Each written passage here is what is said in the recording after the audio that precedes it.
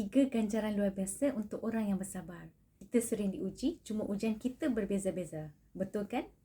Bila kita diuji, kita hendaklah berusaha untuk terus bersabar.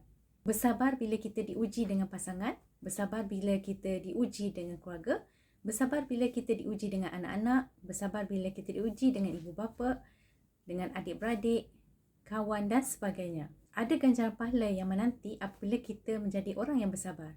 Nak tahu apa dia? Tapi sebelum tu, tengok dulu video ni sampai habis. Kak Ina nak kongsikan dengan anda 3 ganjaran pahala yang Allah sediakan bagi orang-orang yang bersabar.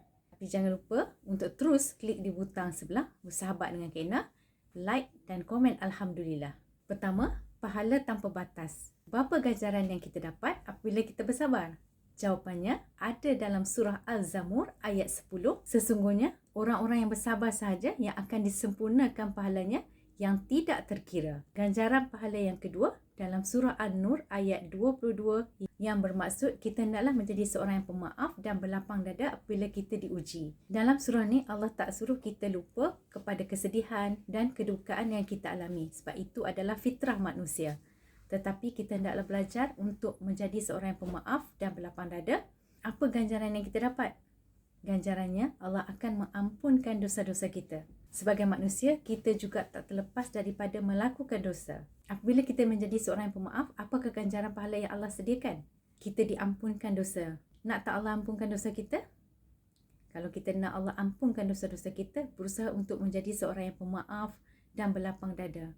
Sebab sebagai manusia, kita pun tidak terlepas daripada melakukan dosa. Ketiga, dimasukkan ke syurga bersama keluarga. Seperti mana dalam firman Allah dalam surah Ar-Ra'd ayat 22 dan 23. Bagi orang-orang yang bersabar, sebenar-benarnya akan mendapat ganjaran pahala daripada Allah di akhirat kelak. Nak tak kita dimasukkan ke syurga bersama ahli keluarga? Masya Allah, nikmat mana lagi yang kita nak dustakan? Kalau anda rasa video ni memberi manfaat, jangan lupa untuk sebar-sebarkan supaya kita sama-sama saling ingat mengingati antara satu sama lain. Ingatlah, 3 ganjaran hebat menanti kalau kita berusaha untuk menjadi orang yang bersabar. Percayalah, orang yang sabar pasti akan menang. Hasbunallah wa ni'mal wakil. Sehingga kita bertemu di next video. Assalamualaikum.